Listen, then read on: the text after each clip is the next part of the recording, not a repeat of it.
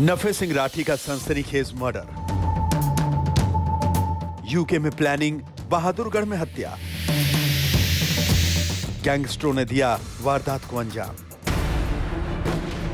गोलियों से छलनी खड़ी ये गाड़ी, सड़क पर बिखरे कांच के टुकड़े, रेलवे के फाटक के पास बिखरे अलग अलग तरह के कारतूस के खोखे और सीसीटीवी से झांकती ये धुंधली सी तस्वीर। बस ले देकर हरियाणा पुलिस के पास उस सनसनीखेज हत्या के सुराग भी यही हैं और सबूत भी यही है। और इसके अलावा है इस वारदात का वो चश्मदीद जिसने हरियाणा के पूर्व विधायक नफे सिंह राठी मर्डर केस में एफआईआर लिखवाई है।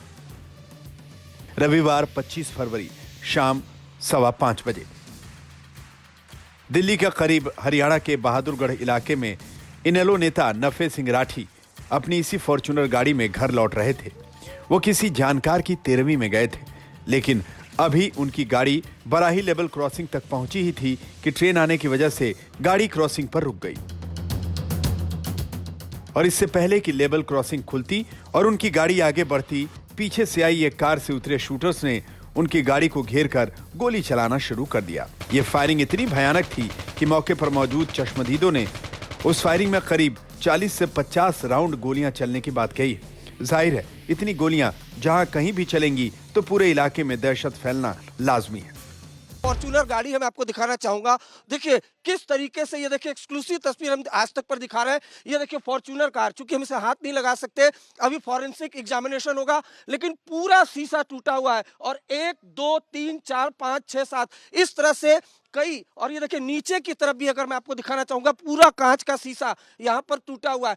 किस तरीके से हमला हुआ होगा इसका अंदाजा आप लगा सकते हैं कि बाकायदा जो हमलावर है उन्होंने एक नहीं मल्टीपल राउंड फायरिंग की है। और जिस वजह से जो फॉर्च्यूनर कार जिसमें नफे सिंह बहुत मुमकिन के आगे की तरफ बैठे थे, और जो हमलावर है वो आते हैं एक कार से और उसके बाद ताबड़तोड़ फायरिंग कर देते हैं, जिसकी वजह से नफे सिंह की मौके पर ही मौत हो गई। शरे शाम हुई इस हत्या के पीछे कौन है, इस कत्ल का मकसद क्या है, इसका पूरी तौर पर तो पता नहीं चल पाया। अलबत्ता ये जरूर अंदाजा लगा कि ये तरीका गैंगस्टर्स का है। वो गैंगस्टर्स जो हरियाणा क्या देश से कहीं बाहर छिपे हुए हैं, मगर उनके इशारे पर उनके शूटर्स ने हत्याकांड इस तरह से अंजाम दिया कि उनकी गूंज दूर तक सुनाई दी। पुलिस के सूत्रों से यह बात सामने आने लगी है कि हत्या की इस वारदात की प्लानिंग 7 समंदर पार रची गई थी और फिर इस हत्याकांड को शूटरों के जरिए अंजाम दिया गया।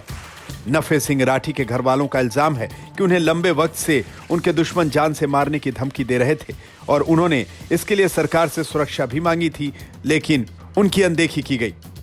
लगभग 10 बार चीफ मिनिस्टर जी मनोहर लाल जी से मैं खुद विधायक जी के साथ मिला था। हर विधानसभा सेशन से पहले या किसी भी अन्य सामाजिक स्थान पे हर बार ये कहा गया कि हमें सुरक्षा दे दीजिए, हमारी जान को खतरा है। लेकिन चूंकि हम दूसरी पार्टी के हैं और विरोधी पार्टी के नाते सिर्फ द्वेष भावना के चलते वो चाहते थे कि हमारा नुकसान हो। नफे सिंह की हत्या के मामले का विदेश से गैंगस्टर कनेक्शन सामने आने के बाद पुलिस ने जैसे ही तफ्तीश को आगे बढ़ाना शुरू किया तो यह मामला पुलिस से लेकर सीबीआई के हवाले कर दिया गया। हालांकि हरियाणा पुलिस को शक है कि इस हत्याकांड की साजिश जिस गैंगस्टर ने रची, उसी ने कुछ महीने पहले दिल्ली में बीजेपी नेता की हत्या कराई थी। पुलिस ने हरियाणा के टॉप मोस्ट गैंगस्टर संदीप उर्फ काला जठेड़ी से तिहाड़ जेल में पूछताछ की थी, लेकिन उसने हत्या की साजिश होने से साफ इनकार कर दिया था। अभी तक पुलिस के हाथ किसी भी कातिल के गिरेबान तक नहीं पहुंच पाए।